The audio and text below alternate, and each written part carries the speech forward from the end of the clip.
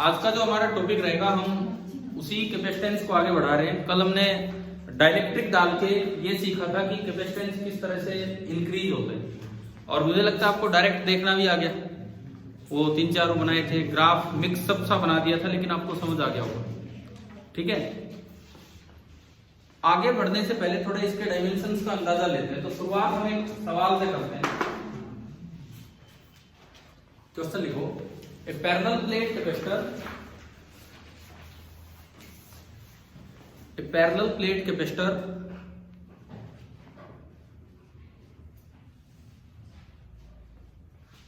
has square metallic plates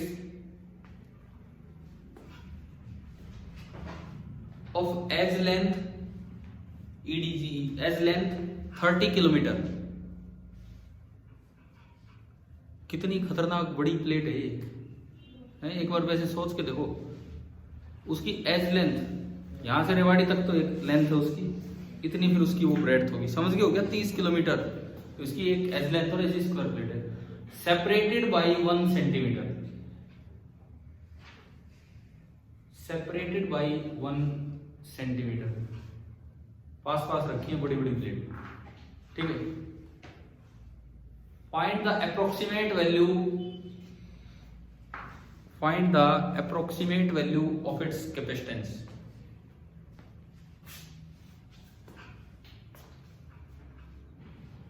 एक बार कीजिए कुछ कैलकुलेशंस।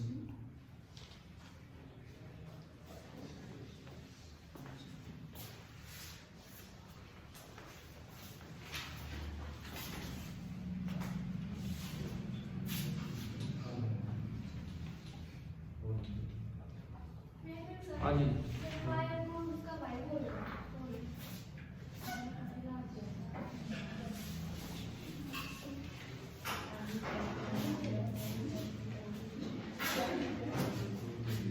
भैया सोल्व करो यार।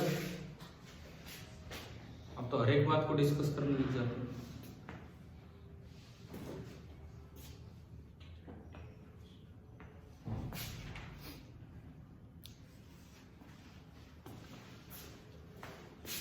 हमें तो जस्ट वैल्यूज ही तो पुट करनी है। Epsilon not a by d, epsilon not कितना होता है 8.85 into 10⁻²। Area of each plate कितना है, एक प्लेट का एरिया 30 into 30 किलोमीटर। देखो, एक एज लेंथ है 30 into 10⁻³ और उसका ठीक है ठीक है ठीक है, डिवाइडेड बाई डी। डी कितना,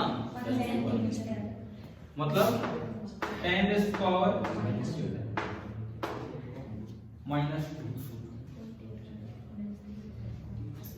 आगे समझो, वैल्यूज हमने पुट की है, तो ये बन रहा है 8.85, मैंने अलग किया, 3 अलग किया। इसके अलावा 10 की पावर देखो, 3 और 1 4, 4 का स्क्वायर, 4 का पावर 2 है तो 8 होगी, 8 और -12 -4, और नीचे कितना है -2, तो 10 की पावर कितनी होगी -2, 3 नहीं है 9 होगा, 3 का स्क्वायर 9। समझ आ रहा है? ठीक है, हमने ये प्रोडक्ट किया।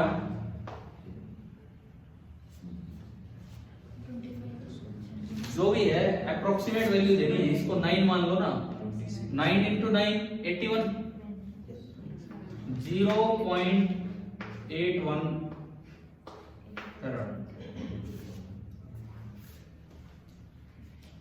ये टाइम पास के लिए क्वेश्चन नहीं था कि चलो एक बार वैल्यू रखवा के देख ली, फॉर्मूला यूज करवा लिया। इससे एक चीज समझो, आप कितनी बड़ी प्लेट लेके तो 1 फैराड कैपेसिटेंस भी नहीं पाया।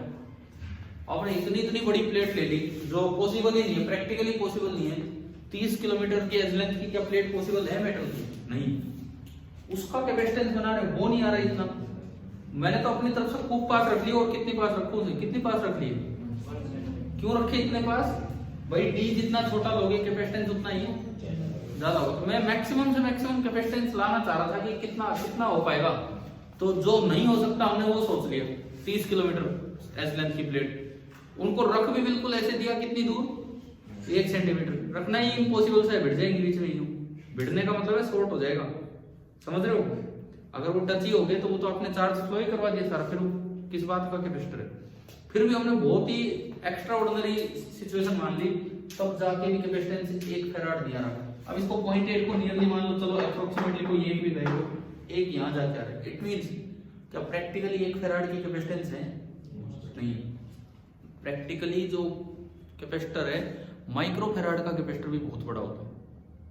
माइक्रो फेराड मतलब 10⁻⁻⁶, नहीं तो नैनो फेराड, पिको फेराड, ये चलते हैं कैपेसिटेंस वैल्यू।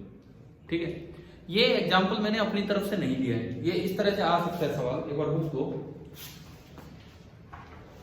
आप अपनी किताब में, मैं बताता हूँ कहाँ क्या होगा।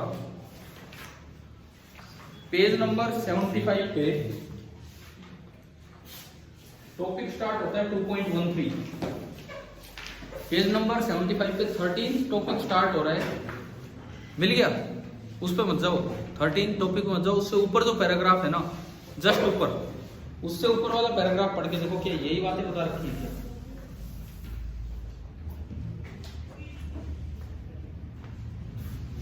भाई बताओ, ये समझ आ रहा है क्या? क्या उससे जस्ट ऊपर यही वाला है ना? इस तरह से सवाल बन के तो आ ही जाते हैं, लेकिन जो पॉइंट है जो हमें ऑब्जर्व करना है उस पर ध्यान जाना चाहिए कि अगर आप 30-30 किलोमीटर बड़ी अगर आप 30-30 किलोमीटर बड़ी प्लेट्स भी लेंगे तो जाके भी एक, और वो भी इतनी पास 1 सेंटीमीटर पास, उससे पास में क्या रखूंगा, तो जाके भी 1 फेराड की कैपेसिटेंस नहीं बन पा रही। समझ आ गया? ठीक है, इट मींस जो प्रैक्टिकल कैपेसिटर्स हैं, हालांकि आजकल बनने लगे हैं, टेक्नोलॉजी और अच्छी होती जा रही है, लेकिन जो पुराना तरीका उससे जो कैपेसिटर बनते हैं माइक्रो फेराड, पिको फेराड या नैनो फेराड, इस तरह के बनते हैं। क्या ये पॉइंट क्लियर हुआ? ठीक है, चलो हम आगे बढ़ते हैं।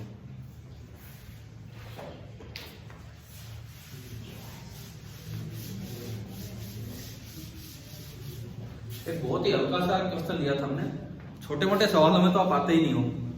ठीक है, अब मेन काम स्टार्ट हो रहा है, तब तक एंट्री हुई, देखते हैं क्या होगा।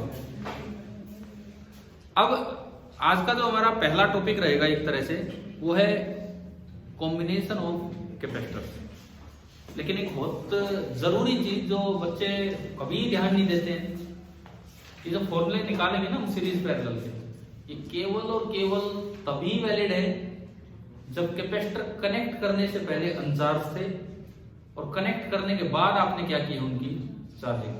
अगर कोई भी कैपेसिटर पहले से चार्ज होगा और आप उसको कनेक्ट कर देंगे सीरीज या पैरेलल में और फिर सोचे सी इक्विवेलेंट ऐसे निकाल दो, तो गलत हो। समझ आ गया? ठीक है, कहीं ना कहीं दिक्कत हो जाएगी सवालों में अगर ये बात ध्यान नहीं है तो नेक्स्ट हेडिंग आप डाल दीजिए कॉम्बिनेशन ऑफ कैपेसिटर्स।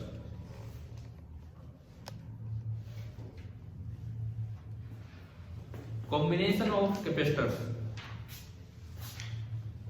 इसमें एक अजम्पशन लिख लो जो हम मान के चलेंगे, नीचे फॉर्मूले नहीं लग पाएंगे। The capacitors were initially uncharged, capacitors were initially uncharged before connecting. Connect करने से पहले कैपेसिटर जो हैं वो अनचार्ज थे, बिफोर कनेक्टिंग। ठीक है, अब देखते हैं दो आसान से कॉम्बिनेशन जो एक तरह से रिवीजन टॉपिक सा होगा, जो हमें आता भी होगा। Number 1 series grouping.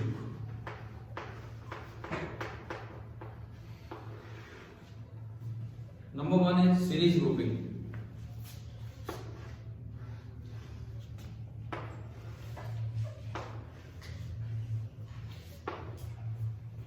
देखिए, सीरीज ग्रुपिंग का क्या मतलब है, आपने दो कैपेसिटर लिए, अब इतने बड़े बड़े पैरेलल प्लेट दिखाने की जरूरत नहीं, क्योंकि कैपेसिटर का सिंबल ही ये है। आप चाहे सिलेंड्रिकल लो चाहे स्फेरिकल लो, उनमें क्या दो सिलेंडर बना के दिखाते हैं क्वेश्चन में, सर्किट सिंबल यही है। ठीक है, सीरीज ग्रुपिंग मतलब है कि एक से दूसरे को यूं जोड़ दिया और बाहर से कहीं आप कनेक्शन दोगे, यानी कि जब आप एक कैपेसिटर से दूसरे कैपेसिटर तक जाओ किसी वायर से चल के, तो बीच में कोई ब्रांच ना निकले, तो ये दोनों किसमें है, सीरीज में। यही पहचान है सीरीज कॉम्बिनेशन की, एक से दूसरे कैपेसिटर तक जाए तो बीच में कोई ब्रांच सेपरेट नहीं होनी चाहिए। बाहर से कुछ और, ठीक है। मान लो आपने इनको चार्ज करने के लिए कोई V वोल्टेज प्रोवाइड की, बैटरी वगैरह से V वोल्टेज प्रोवाइड की, इससे क्या होगा, कुछ चार्ज चल के जाएगा। मान लो एक Q चार्ज फ्लो कर रहा है, बैटरी से ऐसे फ्लो करता है भाई, जो उधर से आएगा वही फ्लो कर जाएगा, और कुछ नहीं। बैटरी को एक्स्ट्रा चार्ज सप्लाई नहीं करती, बैटरी सर्किट के चार्ज को घुमा देती है, और जब वो चार्ज बैटरी में से निकलता है तो उसे एनर्जी दे देती है, बस और कुछ नहीं करती बैटरी, ठीक है। तो देखो अब इसमें क्या होगा कि Q चार्ज एनर्जी लेके आ रहा है इधर से, यहाँ आके Q को जमा होना पड़ेगा। क्यों होना पड़ेगा, आगे तो डाइलेक्ट्रिक है या एयर है, तो आगे तो कंडक्टर है ही, ठीक है। सिमिलरली पूरे सर्किट में Q घूम रहा होगा, न्यूट्रल में से Q निकला तो इधर कितना बच गया, जीरो में से Q घटाया तो कितना हो गया, -Q।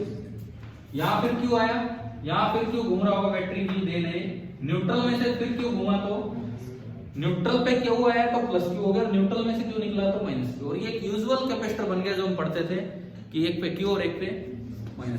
तो पहली चीज तो जो सीरीज कॉम्बिनेशन में समझ आ रही है कि अब बताओ इस कैपेसिटर पे चार्ज स्टोर्ड कितना है, 0 या Q? 0 तो नहीं है ना। ये मत दिमाग में रखना कि टोटल चार्ज बता दे, और ये भी मत दिमाग में रखना भाई ये दिख रहा है तो Q बोल दिया। हमें पता है ये Q क्यों है, क्योंकि ये अंदर की तरफ Q आना है और ये अंदर की तरफ -Q, बार बार तो अभी इस पे 0 है, और जब आप कनेक्ट करोगे तो अंदर वाला चार्ज खत्म होना होगा। ये वो चार्ज है जो कनेक्ट करने पे चला जाता है ना। तो चार्ज स्टोर्ड इस पे Q1 अगर मैं बोलूं तो charge stored is Q। Q2 कितना है सेकंड कैपेसिटर में। तो सीरीज में पहला फॉर्मूला हमारा ये आता है कि charge stored on different capacitors are same. पहला formula, charge stored on different capacitors बिल्कुल सेम हो, Q1:Q2 होगा 1:1। समझ आ रहा है। अब मैं बात करूं वोल्टेज की, ये V है, इस सीरीज में वोल्टेज बढ़ती है, इसके पास कुछ वोल्टेज V1 आई होगी और इसके पास कुछ वोल्टेज V2 आई होगी। अब जिस तरह से कैपेसिटेंस को डिफाइन किया था उससे वोल्टेज आ जाएगी। C को हम डिफाइन कैसे कर रहे थे, Q/V करते थे हम। C को डिफाइन ही ऐसे करते थे Q/V, तो V बराबर हो गया Q/C। यानी कि अगर आपको एक बार किसी कैपेसिटर पे चार्ज स्टोर पता लग जाए तो वोल्टेज लिखना बहुत आसान है, positive plate plus, negative minus और Q/C। इस पे Q तो Q ही है, Q1 जो है, तो V1 जो होगा ना V1 वो आपका बनेगा Q1/C। ऐसे ही जो V2 होगा V2 ये आपका बनेगा Q2/C, लेकिन C नहीं, C1 और C2। और Q1 Q2 सेम है, तो दूसरा रिजल्ट हमारा ये बनता है कि अगर आप V1:V2 निकालोगे तो 1/C1:1/C2 और यू कैन से C2:C1। यानी कि सीरीज में चार्ज डिवाइड होता है डायरेक्ट ना, सॉरी चार्ज तो सेम ही होता है, वोल्टेज डिवाइड होती है इनवर्स रेशियो ऑफ कैपेसिटेंसेस। ये दो रिजल्ट्स हैं जो हमें याद रखने चाहिए। अब मैं आऊंगा इसका इक्विवेलेंट कैपेसिटेंस निकालने की तरफ। इक्विवेलेंट कैपेसिटेंस क्या मतलब, क्या है इक्विवेलेंट इफेक्टिव कैपेसिटेंस का? अच्छा, दोनों घटा के एक तुम्हें कैसा बिठा के लगा तो उसमें क्या हो गया, तो कौन सा इफेक्ट बताओ यार, ढंग से बताओ।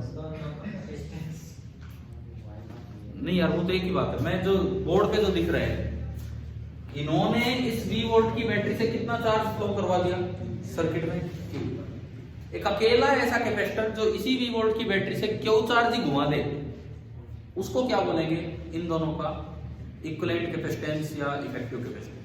ठीक है, तो अगर मैं एक और सर्किट बनाऊं इसके इक्विवेलेंट की तरह, देखो जस्ट कंपैरिजन के लिए इसके इक्विवेलेंट की तरह मैं अगर एक और सर्किट बनाता हूं, तो छोटा सा सर्किट ये बनाया मैंने,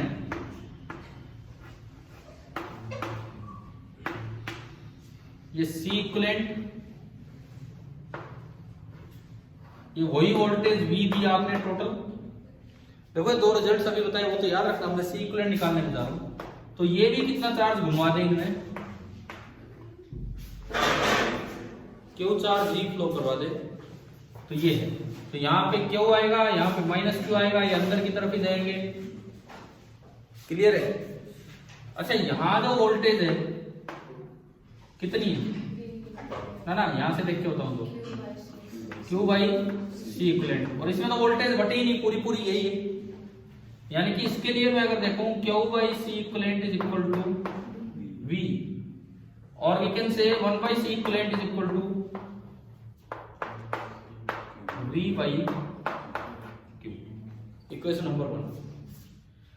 अब कुछ V बाई Q इधर से निकाल के लाना होगा, और वो V बाई Q जो भी आएगा उससे फिर हम कैपेसिटेंस को कंपेयर करके उसका इक्विवेलेंट का अंदाजा लगाएंगे।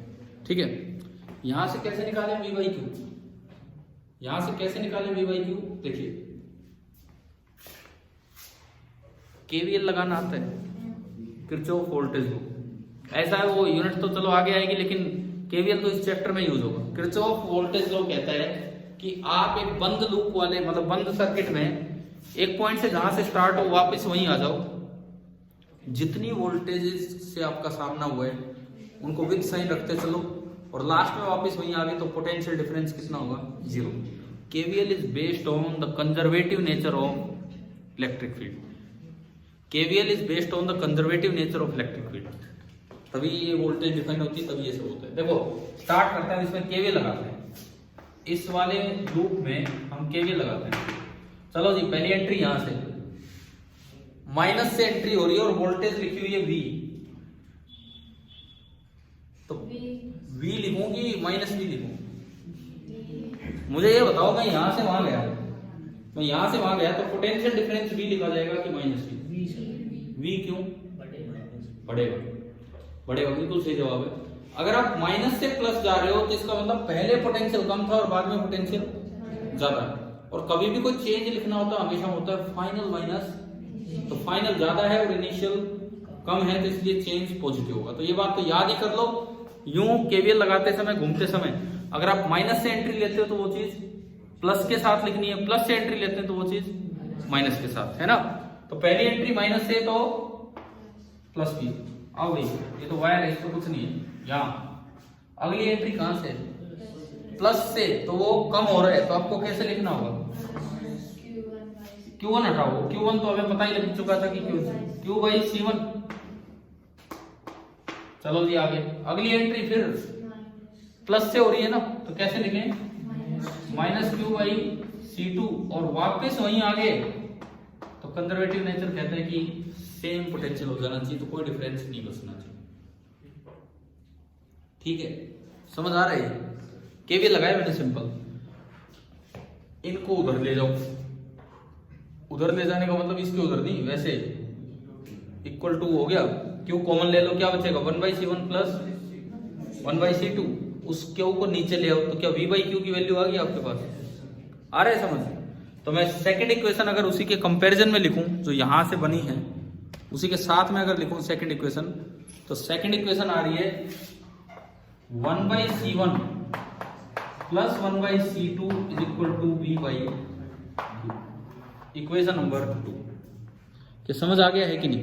ये आपकी दो इक्वेशन है। अब आप ये बताओ, कंपैरिजन कर रहे हैं तो क्या फॉर्मूला निकल के आ रहा है? अगर मैं इनको कंपेयर करूं तो मेरा फॉर्मूला बन रहा है सीरीज में 1 by C equivalent is equal to 1 by C1 plus 1 by C2, जो कि रेजिस्टेंस से उल्टा है बिल्कुल। रेजिस्टेंस में फॉर्मूला किसमें हुआ करता था? पैरेलल। ठीक है, अगर 3 होंगे तो प्लस 1 बाई C3, तो हमारे पास 3 रिजल्ट्स आए। चार्ज सीरीज में सेम रहेगा, voltage inverse ratio of capacitance में डिवाइड होगी, और इक्विवेलेंट कैपेसिटेंस जो निकलेगा वो 1 बाई करके इस तरह से आएगा। कई बार गलती हो जाती है, हम इसको तो 1 बाई कर लेते हैं, आंसर आता है वही लिख लेते हैं, जबकि वो आता है 1 बाई सी इक्विवेलेंट, तो उसको फिर से क्या करना होता है? एक और रेसिप्रोकल। चलो मैं आगे बढ़ूं। अब आप ये बताओ, ये जो फॉर्मूला आया है इक्विवेलेंट कैपेसिटेंस का सीरीज में, तो जो इक्विवेलेंट कैपेसिटेंस आई है उसकी वैल्यू बड़ी आई है या इनसे भी छोटी आई है? मतलब मेरा सवाल ये है, जो सी इक्विवेलेंट आएगा यहाँ से, वो C1 C2 से बड़ा आएगा या C1 C2 से छोटा, या बीच का आएगा, या छोटे से भी छोटा आएगा? जो इन सबसे छोटा उससे भी छोटा होगा। सवाल लिखें। ये कुछ हो दिया ना इन्होंने, थोड़ा बहुत अगर करना हो तो।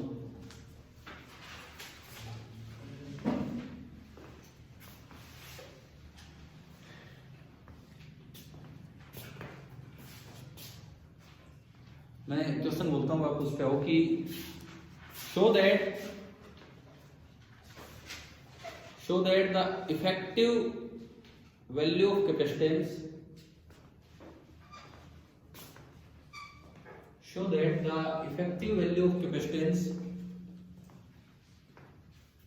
in series combination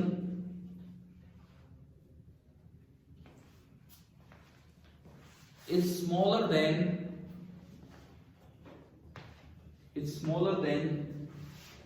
the smallest of the individual capacitances.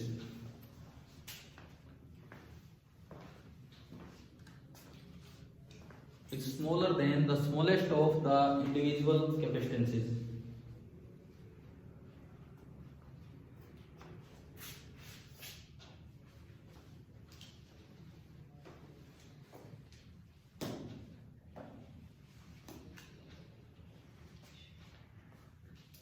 मतलब जो आप पूछ रहे थे वो तो मैंने बोल दिया, उसको प्रूव करो।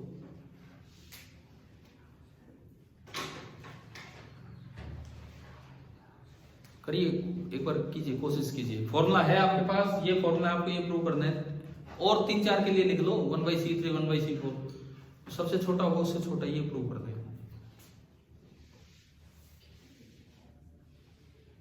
यूं मत करना कि 2 वैल्यू लेके दिखा दिया, बोले ये देख लो और ये इससे छोटा आ गया, क्योंकि कितनी वैल्यू लेके दिखाओगे तो कभी आ जाएगा बड़ा।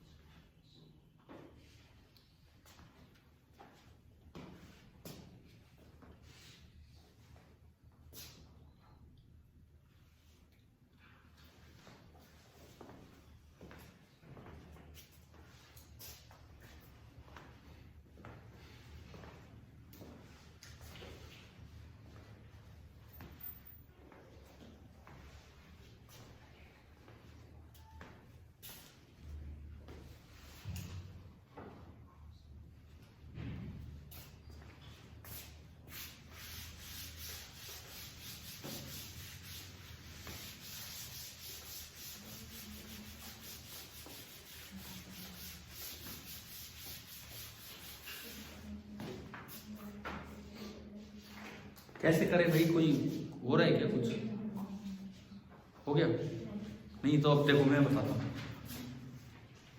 देखिए इधर देखिए, late CM be the minimum value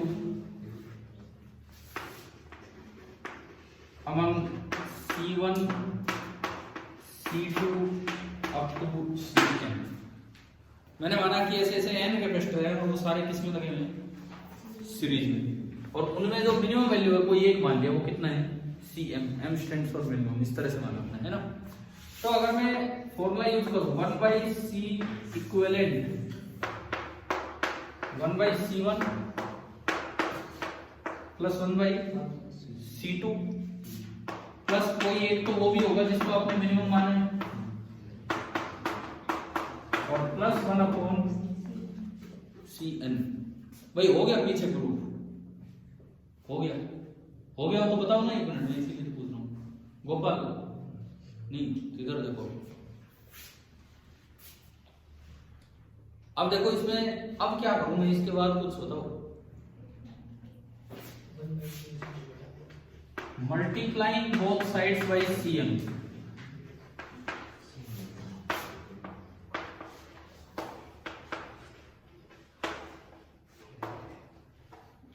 चलो एक बार देखते हैं।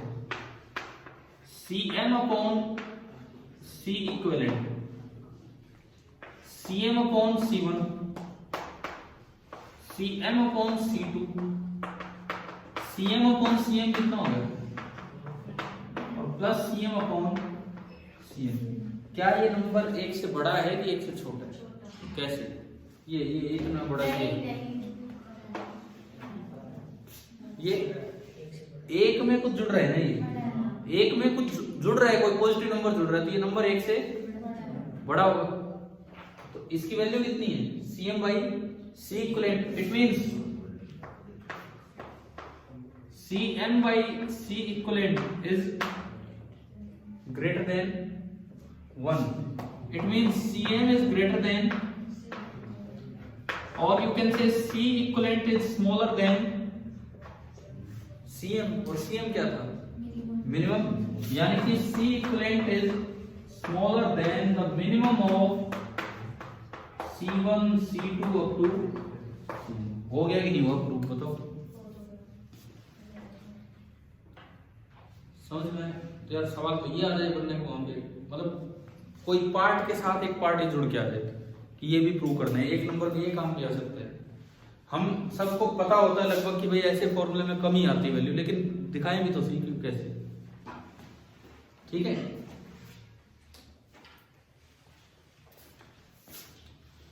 समझ आया? कोई डाउट है इसमें?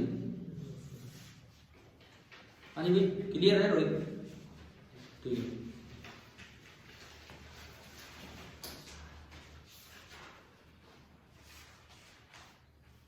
अश्विनिकल ग्रुप में तो ज्वाइन कर दिया था हमने आपको, है ना? हो गया होगा. आपने कर लिया ग्रुप में? नहीं, आज कर लेना, क्लास के बाद बता दूंगा.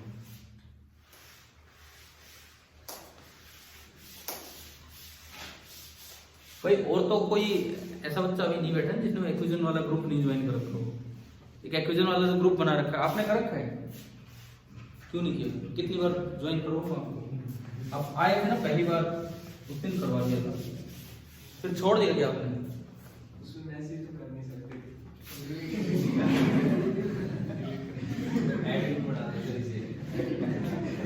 तो ये तो मैसेज तो ये कोई बच्चा नहीं कर पा रहा इतने दिन से, फिर आपने छोड़ दिया क्यों? मैसेज क्यों करना है उस पे? मैसेज तो मैं करूंगा ना आपके लिए. मैं लगभग जहां तक मुझे याद रहता है इवन रोज क्लास का भी मैसेज एक बार डाल ही देता हूँ, जहां तक मुझे ध्यान रहता है. कभी नहीं होता है तो वो तो डेफिनेटली डालते हैं, और नहीं तो क्लास का भी ध्यान रहता है तो डाल देते हैं उसमें, या और भी कोई सूचना हो तो आपके लिए डाली जा सकती है उस पर. चलिए देखिए अभी आगे बढ़ते हैं. अब ये जो सीरीज कॉम्बिनेशन पढ़ा, एक छोटा सा सवाल ले लेते हैं फिर आगे बढ़ेंगे.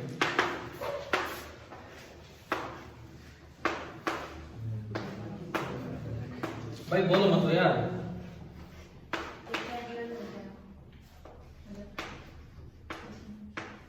एक मिनट मैं इसमें बना रहा हूं.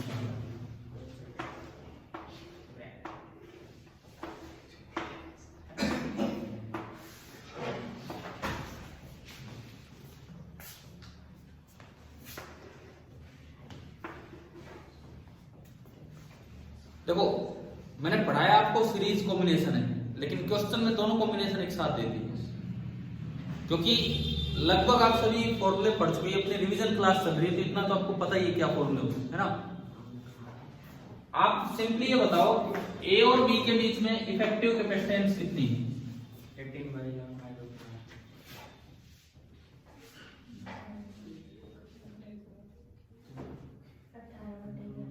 पहले तो ये बताओ ये दोनों किसमें है? कैसे पहचानते हो पैरेलल को? मैंने तो ऊपर हेडिंग सीरीज की डाली है. अलग अलग करंट जा रहे हैं. देखो मैं बताऊं बेस्ट तरीका क्या होता है. बेस्ट तरीका टर्मिनल्स का नाम डाला करो, वो बेस्ट तरीका है. ब्रांचिंग तो कई जगह ऐसी जगह भी होती है जहाँ पैरेलल नहीं है. ब्रांचिंग तो यार बहुत ऐसी जगह होगी जहाँ पैरेलल नहीं है. अलग अलग करंट तो बहुत सारी जगह जाएगा, लेकिन जो बेस्ट तरीका मुझे तो लगता है ये है कि आप टर्मिनल के नेमिंग किया करो. देखिए कनेक्टिंग वायर पे सेम टर्मिनल चलाओ. ये ए है तो ये भी ए, ये भी ए, ये भी ए. जहां तक कैपेसिटर आ जाए वहां तक ए. रुक जाओ. वो बी है, बी आने दो, आगे लगनी नहीं है. इससे आगे मान लो ये डी है, सी क्यों हटा दिया यार? देखो एबीसीडी तो आती है, ऐसी बात नहीं. सी क्यों हटा दिया? यहाँ पे कैपेसिटेंस के लिए यूज करेंगे ना सी. तो अभी ये डी है, ये भी डी है. अब आप देखो क्या कोई दो कैपेसिटर सेम टर्मिनल्स के बीच में आ गए हैं क्या? ये किस किस के बीच में? ए और डी. और ये ए और डी. समझ गए? ये ए और डी, ये ए और डी, तो ये दोनों किस में हो गए? पैरेलल. सेम टर्मिनल्स के बीच में अगर आते हैं तो जितना पोटेंशियल डिफरेंस इसके पास होगा उतना ही पोटेंशियल डिफरेंस इसके पास होगा, तो यानी कि ये दोनों किस में होंगे, पैरेलल में होंगे। ठीक है। एडी किसी कंपनी का नाम है? कोई ऐड होता है, ऐड नहीं यार, एडी किसी कंपनी है, किस चीज की कंपनी? मीन्स कोई सोने चांदी गहने से रिलेटेड कोई कंपनी है एडी?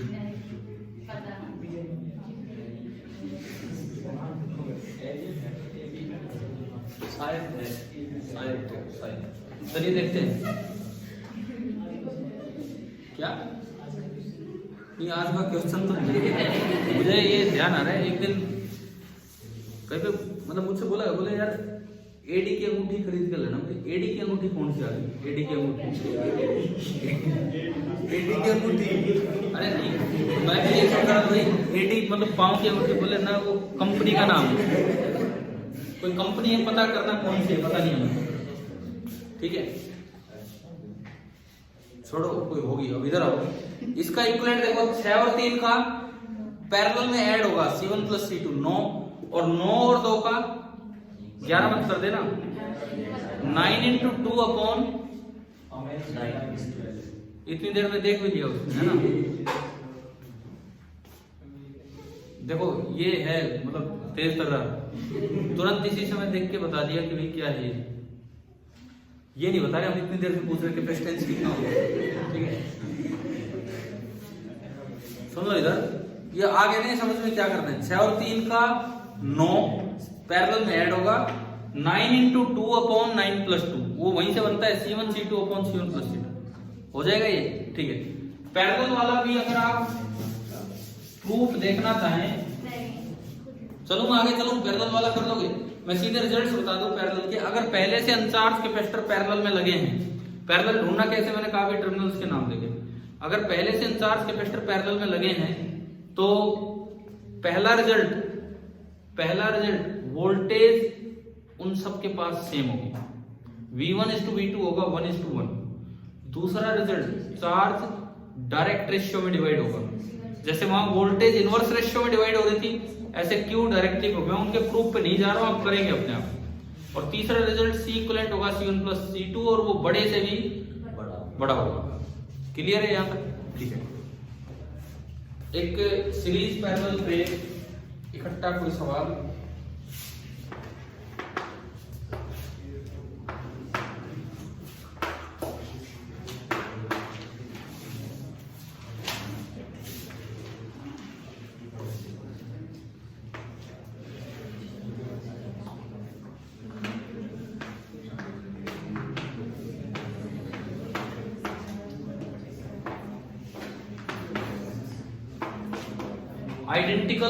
आइडेंटिकल कैपेसिटर ले ली मैंने, बिल्कुल एक जैसे। बताओ इक्विवेलेंट बताओ बिटवीन ए बी क्या होगा, equivalent capacitance between A B.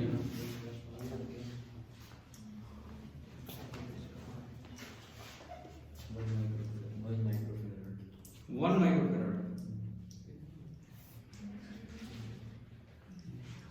आपने क्या किया, तीनों सीरीज में कि पैरेलल में? तो पैरेलल में कौन सा फॉर्मूला लगा दिया? 9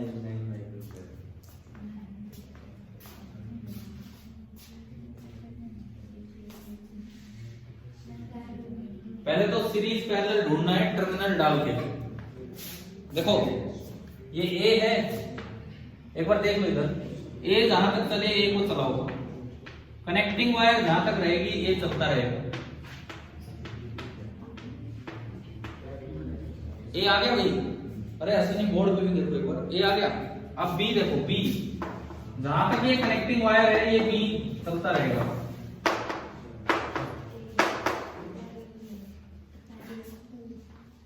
हो गया, ये भी ए और बी, ये भी ए और बी, और ये भी ए और बी, तो तीनों सेम टर्मिनल्स के बीच हो गए, तो तीनों किसमें है? पैरेलल में। अगर आप इसका आसान सा डायग्राम बनाना चाहें तो ऐसे बना सकते हैं, जो नॉर्मल होता है। ठीक है, और पैरेलल में 3 3 3, अब जैसे गलती ये कर रहे थे 1 बता रहे थे, वो रेजिस्टेंस वाला फॉर्मूला लगा देते हैं। पैरेलल में तो ऐड करने होंगे, 3 + 3 + 3 कितना आ गया? 9 माइक्रो फैराड। क्या इक्विवेलेंट कैपेसिटेंस निकालना आ गया? ठीक है,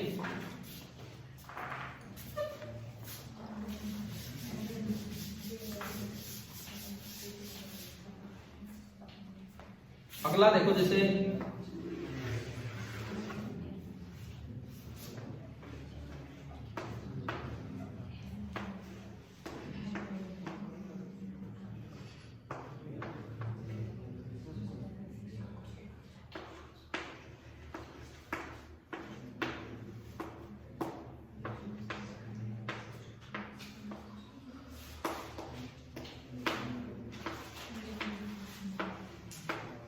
find equivalent capacitance between A and B.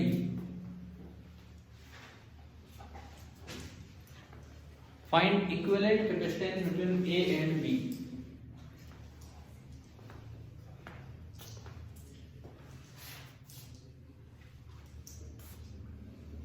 करो, इसका आंसर दो जल्दी जल्दी, उसका दिया था।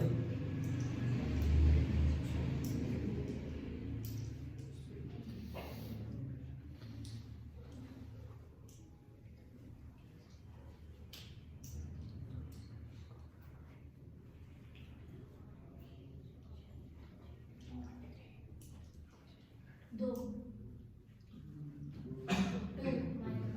सही, आगे 2 माइक्रो फैराड। भाई देखो, टर्मिनल्स के नाम को जाओ, ये बी, ये भी बी, ये भी बी, ये भी बी, बार बार तो कनेक्टिंग वायर है, तो वही कनेक्टिंग वायर चल रही है, तो यहाँ भी बी है, यहाँ भी बी है और यहाँ भी बी है। ये ए तो यहीं आके रुक गया, तो आप इसको डी बोल दो।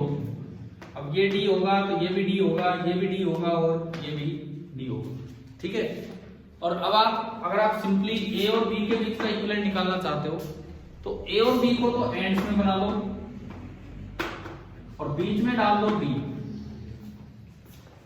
ए और डी के बीच में तो है 3 माइक्रो फैराड, और बी और डी के बीच में 2 2 और 2। बी और डी के बीच में तीनों पैरेलल में हैं, 2 2 2 के तीनों पैरेलल में तो ऐड होंगे, कितना होगा? 6 हो गया। एंड 6 और 3 सीरीज में, 6 × 3/6 + 3, तो इक्विवेलेंट कैपेसिटेंस कितना आएगा? 2 माइक्रो फैराड। अच्छा, जैसे अगर मान लो n आइडेंटिकल कैपेसिटर सीरीज में हो, एक का कैपेसिटेंस C0 है, C0 C0 C0, तो इक्विवेलेंट कितना हो जाएगा? C0/n। सीधा याद भी रखो ये, अगर n आइडेंटिकल कैपेसिटर सीरीज में, पैरेलल में नहीं, सीरीज में, तो वो इक्विवेलेंट कैपेसिटेंस हो जाएगा C0/n, और अगर पैरेलल में होंगे तो n0, n × C0, ठीक है। अब इस चीज को हम यूज करें जो कल डाइलेक्ट्रिक डालने वाला काम किया था, अब थोड़ा उसमें यूज करते हैं इसको।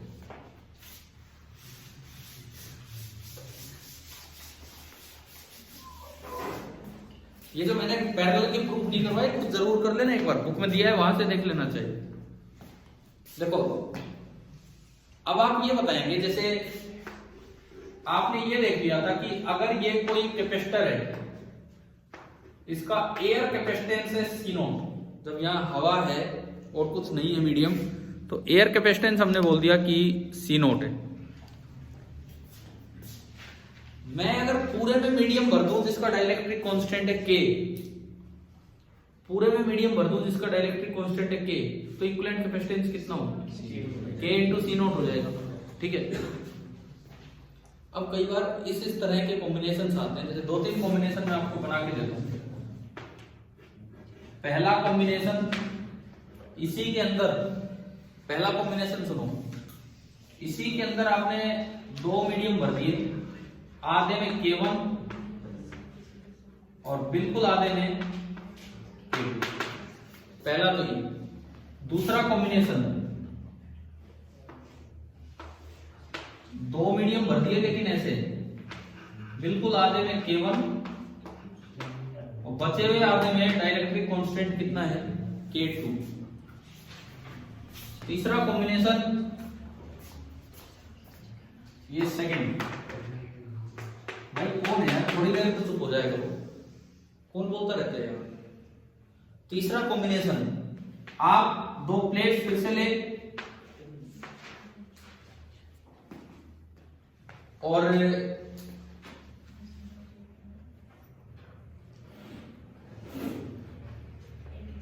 एक प्लेट यूं लगा दी K1 की, और आधे में नीचे K2 और आधे में K3। और चौथा कॉम्बिनेशन,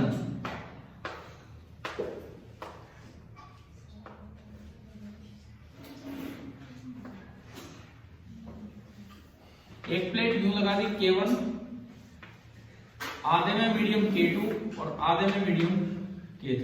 अगर इसका एयर कैपेसिटेंस C0 था तो आपको चार सवाल दिए कि इसका क्या बनेगा, इसका क्या बनेगा, इसका क्या होगा, इसका क्या। सीरीज पैरेलल का यूज होगा और जो बीपिंग वाला कल रिजल्ट है वो एक एक करके करते हैं। एयर कैपेसिटेंस जो भी आया हो गया क्या, आप एक बार चारों कर दो पहले, मैं रुक जाता हूं 2 मिनट। देखो सही हो तो चारों सही हो, ऐसा ना हो 2 सही है 3 सही है 1 सही है, ऐसे नहीं। आप एक बार अपनी तरफ से लिख लो, कॉपी में बना लो, रिजल्ट बना लो क्या आएंगे क्या नहीं, एक एक करके।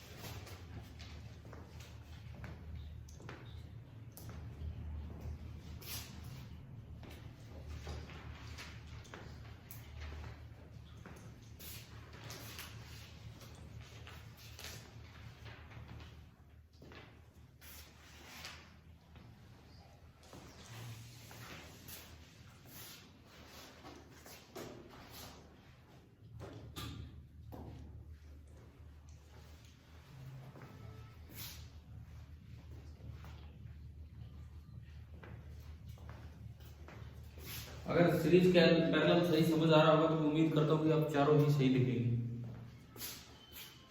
एक बार जस्ट 2 मिनट का ब्रेक लो, मैं एक लिख के दिखाता हूँ, फिर चेक कर लेना, मतलब बाकी अगर कोई नहीं स्टार्ट हो पा रहा हो तो पता लग जाएगा। देखिए मान लो इसका एरिया एक साइड का A है और मान लो कि ये सेपरेशन है D। चुप हो जाओ, इधर देखो, सेपरेशन है D और एरिया है A, तो एयर कैपेसिटेंस कितना होगा, epsilon not A by D। इसकी टर्म्स में बाकी सब लिखने हैं और वो C0 से कंपेयर करते चलेंगे। पहला आया, इसमें आपको 2 कैपेसिटर नजर आ रहे हैं, K1 जो है वो इन दोनों प्लेट्स को टच कर रहे हैं, एक कैपेसिटर ऊपर है और एक कैपेसिटर नीचे।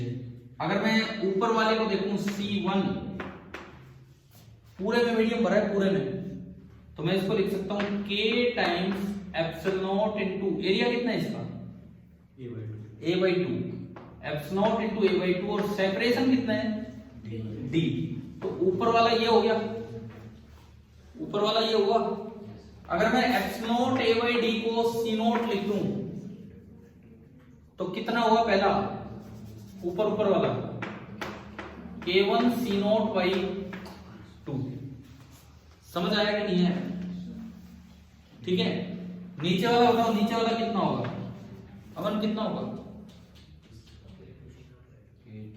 K2 C0/2। सिमिलरली बिल्कुल सेम, समझ गए, एरिया हुई आप K2 C0/2।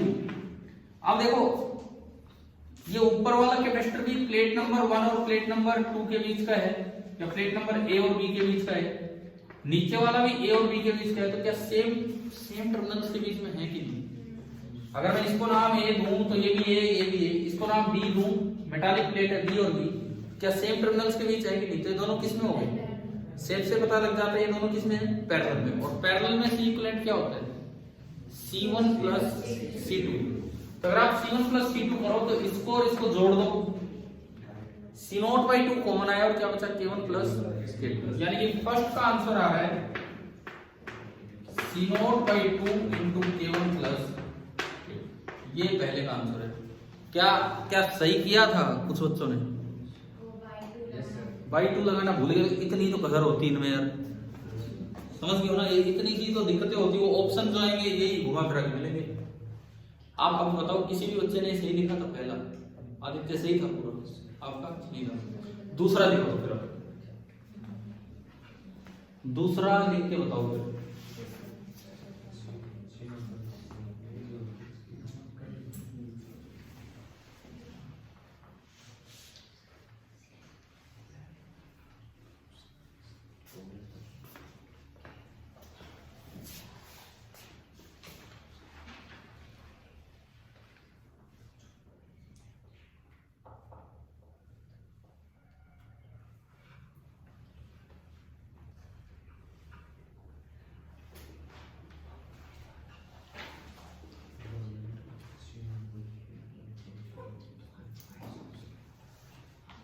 हो गया?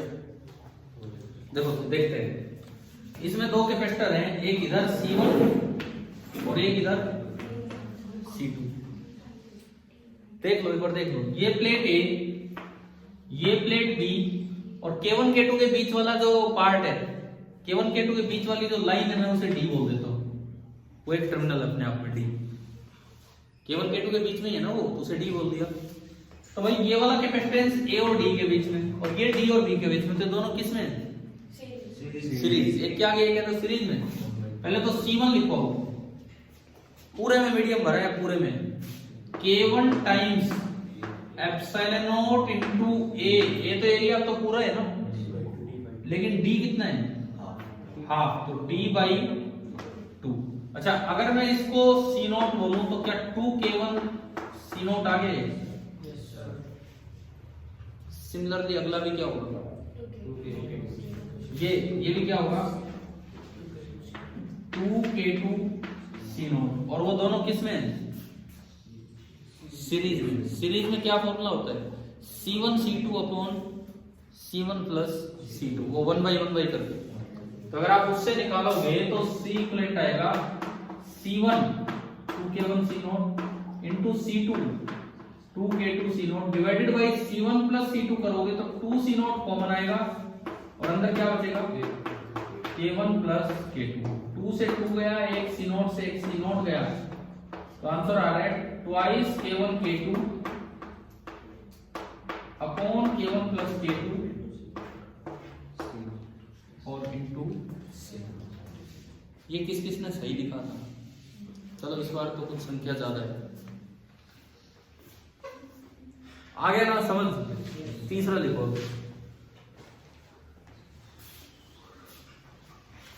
ये वाला, ये थर्ड वन। ऊपर K1 भर दिया पूरे में, और नीचे आधे आधे के दो टुकड़े करके K2 K3। देखिए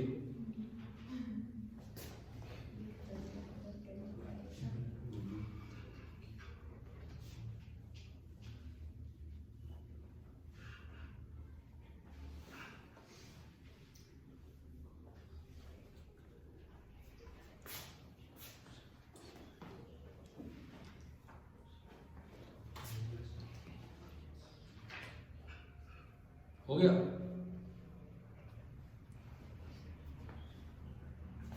मैं इन दो को मिटा देता हूँ यार, ये तो नोट होगी ना आपके, ताकि थोड़ी जगह बने।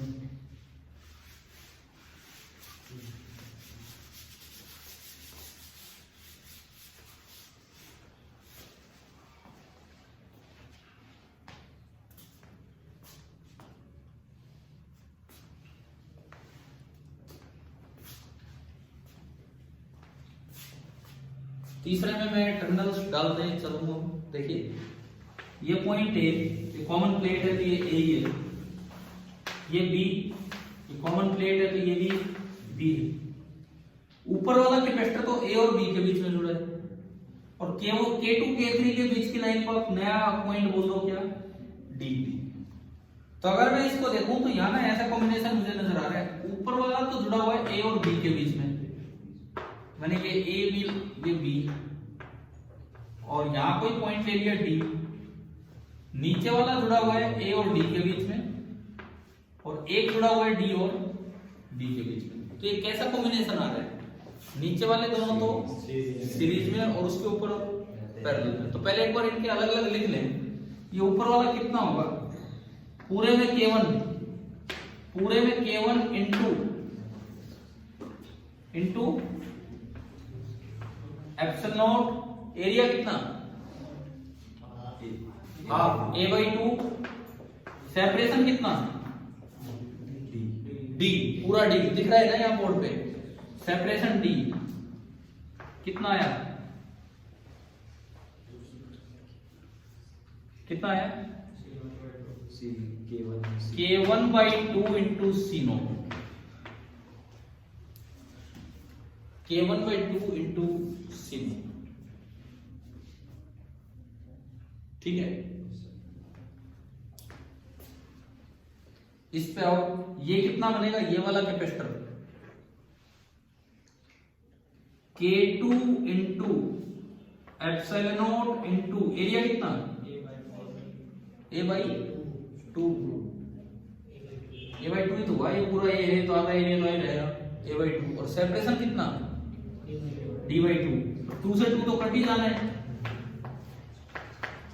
एप्सिलॉन नॉट A/D C0, तो ये कितना हो गया K2 C0। सिमिलरली अगला भी कितना हो जाएगा K3 C0। आ रहा है क्या समझ कैसे बने, ठीक है। और अब ये दोनों किसमें है, सीरीज, पहले तो इनका सीरीज में निकालो, प्रोडक्ट करके ऐड करके, तो सीरीज में कितना आएगा इन दोनों का K2 C0 into K3 C0 divided by some करोगे तो C0 कॉमन,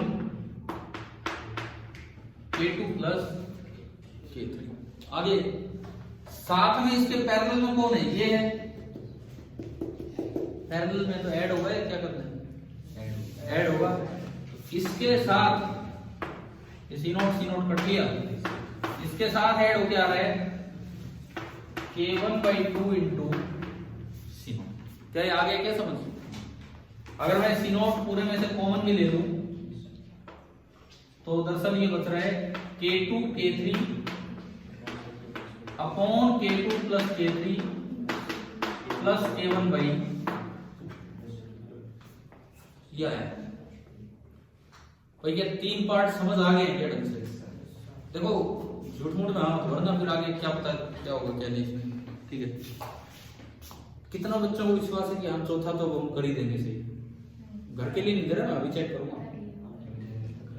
कर दिया हम करके ही बैठे हैं चौथा तो, जब मैं यही इतनी तो मुझे भी उम्मीद नहीं थी इतनी जल्दी कर दूंगा। फिर भी मैं और आपको 2-3 मिनट देता हूँ, जिन्होंने नहीं किया वो भी एक बार 4th वन ट्राई कीजिए।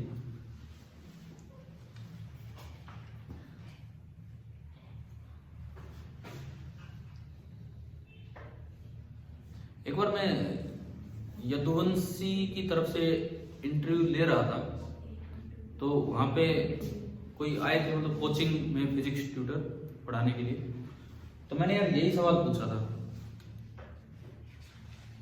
उन्होंने तो बिल्कुल गलत जवाब दिया था। यही सवाल पूछा था मैंने, यही बिल्कुल गलत जवाब दिया था। तो इसलिए मैं कह रहा हूँ थोड़ा आराम से ढंग से, ऐसा ना हो कि हम फटाफट करके बैठे हैं और गलत करके बैठे हों। मैं फिर आपको बता देता हूँ, क्या आपके दिमाग में ये है कि ये 2 पैरेलल में और उसके साथ ये सीरीज में, तो आपने कैसे किया? चलो ठीक है, कर दो, कर लिया। मैं बताता हूँ मोस्टली जो जैसे जैसे आंसर क्या पता क्या आएगा, देखते हैं।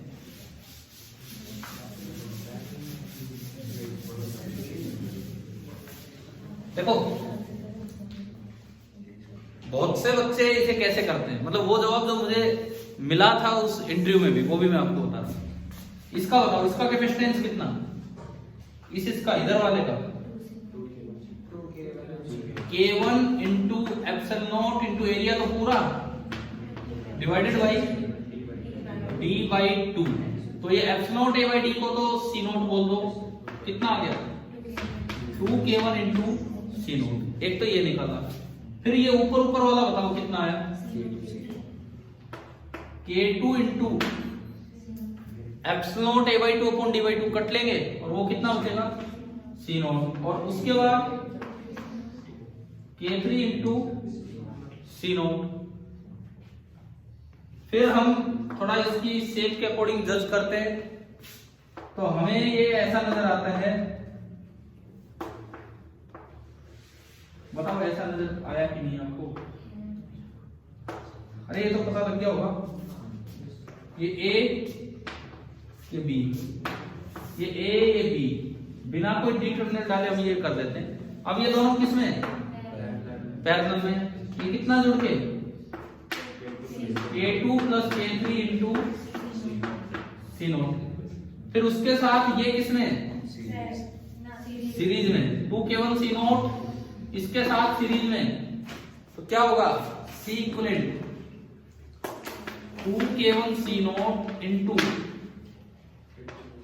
K2 plus K3 into C naught divided by C naught common 2K1 plus K2 plus K3, C naught से सी नॉट कैंसिल, कितना आया 2K1 into K2 plus K3 divided by 2K1 plus K2 plus K3 और into C not. कितने बच्चों ने ये किया है एक बार बताओ यार, मुझसे गलत सलत करवाए जा रहे हो, एक बार हाथ तो ऊपर करो, बिकॉज ये आधे इंडिया में जल्दी गलत रहा है, आधे इंडिया का मैं इसलिए बोल रहा हूँ, मैं कई बार जब भी मैंने बच्चों से पूछा है, वो अपने इवन स्कूल की कॉपी उठा लाते हैं सपोर्ट में, वही कॉपी तो आपने खुद ही लिखी है, हो सकता है टीचर ने कुछ गलत लिख दिया हो बाई चांस, या फिर आपने गलत आइडिया दे दिया हो। कितने बच्चों ने एक मिनट ये बताओ यही लिखा है, बस 4 ने ये किया था, इसके अलावा इससे अलग किस किस ने किया नहीं किया? अब सुनो सुनो, अब इसमें गलती सुनिए, बहुत बड़ी गलती है, और ये जो मैं आपसे बता रहा हूं, मैंने एक बार वो इंटरव्यू में पूछ लिया था, जो टीचर थे वो बहस करने लग गए थे इस पे, बोले ये हो ही नहीं सकता गलत, तो फिर मुझे बताना पड़ा कि भाई आप देख लो, यहाँ इस बार ये जेई में आया था और इस तरह से आईटी में आ चुका है, तो तब उन्हें बताना पड़ा। अब देखिए आप क्या गलती कर रहे हैं, मैं 3 बार से शेप नहीं बता रहा था कि ये सीरीज की तरह दिख रहा है, ये पैरेलल की तरह दिख रहा है, मैं टर्मिनल के नाम ले रहा था बार बार, आपने टर्मिनल्स पे ध्यान नहीं दिया। इधर देखो, इस टर्मिनल को क्या बोला हमने ए, ये मेटल की प्लेट है तो ये भी ए, और इसको बी बोला, ये मेटल की प्लेट है तो ये भी बी और ये भी बी। क्या ये पूरा एक जैसी लाइन है? ऊपर वाली लाइन तो किस किस के बीच में K1 और K2, और नीचे वाली लाइन किस किस के बीच में K1 K3, तो आप इसको पूरी लाइन एक जैसी कैसे मान सकते हैं? अरे यहाँ अलग पोटेंशियल होगा, यहाँ अलग, क्यों? कारण सुनो, वही भी वोल्टेज यहाँ तो बटी है K1 और K2 में, और वही भी वोल्टेज यहाँ बटी है किसमें K1 और, तो अलग अलग रेशियो में बटेगी, तो यहाँ कुछ वोल्टेज होगी, यहाँ कुछ और। तो मैं तब से अब तक बार बार बोल रहा था, बीच वाली लाइन को डी बोल दिया है ना, यही कर रहा था मैं, तो आपने वही चेक नहीं किया, ये दोनों लाइन सेम नहीं है। मान लो इसको मैंने x बोल दिया और इसको क्या बोल दिया y, कितने टर्मिनल बन गया? 4, a b x y, समझ आया? अब देखो, अब थोड़ा इसको ठीक करते हैं, अब इसको ठीक से बनाते हैं, अब इसको ठीक से बनाते हैं। देखिए इधर a इधर, b इधर,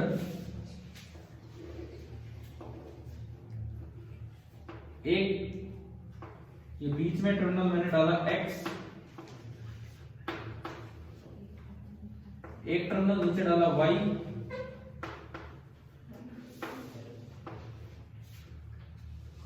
ये है क्या? अब ये सही बन गए 4। इसके भी 2 टुकड़े करके देखना पड़ेगा, ऊपर वाला और नीचे वाला सेम नहीं है, ऊपर वाला तो a और x के बीच में, और नीचे वाला a और y। तो आप इसको भाई यूं मानो कि K1 तो ऊपर बैठा है और K1 ही नीचे बैठे।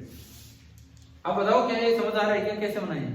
और अब ये a/2 d/2, a/2 d/2 तो C0 ही बन रहा है, कट ही जाने। तो देखो कितना आसान है, ये K1 C0 समझ आ रहा है?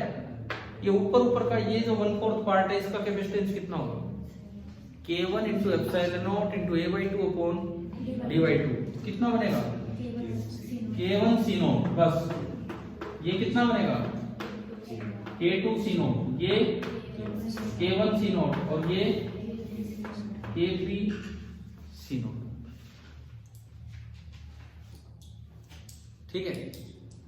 और ये सवाल मैंने देखो खाली वो बात नहीं है, बच्चों की ऐसी बात नहीं है, जब भी कभी जैसे इवन किसी भी बच्चे से पूछा आज तक तो हमेशा गलत जवाब मिला है, और उसी सीक्वेंस में जवाब मिलता है हमेशा, जैसे आपने भी दिया, तो वो कोई बड़ी गलती नहीं है क्योंकि वो तो होती आ रही है हमेशा ही, ठीक है। लेकिन गलती वो इसलिए है कि कई बच्चे फाइनल एग्जाम तक यही याद करके चले जाते हैं, अपने नोट्स कॉपी चाहे वो स्कूल से बनाते हो चाहे कहीं से बनाते हो, बुक से देख के बना रहे हो, नोट्स कॉपी तक में गलत ले रहे हैं। और ये तो क्या हुआ है, एक बार आईआईटी में आ गया है, आईआईटी के पेपर में, तब जाके कुछ जगह ठीक होने लगा है, नहीं तो अभी भी गलत सही चल रहा है। अब बताओ, अब इसका आंसर बताओ क्या आएगा। पहले तो ये दोनों किसमें, सीरीज में, तो ऊपर बनेगा k1 k2 upon k1 plus k2 into C naught. देख लो आप करके, k1 k2 upon k1 plus k2 into C naught, है ना। ऐसे नीचे वाले दोनों भी सीरीज में, k1 k3 upon k1 plus k3 into C naught, cut जाएगा ना एक एक सी नोट। और फिर वो दोनों किसमें, पैरेलल में, तो सी इक्विवेलेंट कितना आया, k1 k2 upon k1 plus k2 plus k1 k3 upon k1 plus k3 और इंटू क्या होगा, सी नोट। तो वो जो हम केवल शेप से याद कर देते हैं वो नहीं करना है, आपको टर्मिनल पहचानने हैं, टर्मिनल कि वो सच में बीच वाली लाइन जो चल रही है यहाँ पे क्या पूरा एक ही टर्मिनल पे चल रही है कि अभी भी बताओ, ये चौथा पार्ट क्लियर हुआ कि नहीं, ठीक है। बस सरप्राइजिंग पार्ट ये था कि मैंने 5 मिनट आपको दिए और उसमें केवल 4 ही बच्चों ने वो वाली गलती की थी, क्योंकि बाकी कुछ ने तो फिर और कुछ किया भी नहीं था, या तो कोई सही करके गया तो बात अलग है, नहीं तो जो अक्सर वो तो हम कर ही जाते हैं। चलो, तो आज हमने सीखा सीरीज और पैरेलल कॉम्बिनेशन। ये दिमाग में रखना, ये फॉर्मूले, ये रिजल्ट्स तभी वैलिड है जब कैपेसिटर कनेक्ट करने से पहले अनचार्ज, अगर कनेक्ट करने से पहले चार्ज है, कल बता दूंगा तो किस तरह से होता है वो भी हम बताएंगे। और दूसरी बात, ये आखिरी केस जरूर अच्छे से याद रखें, ठीक है। आगे कल मिलते हैं।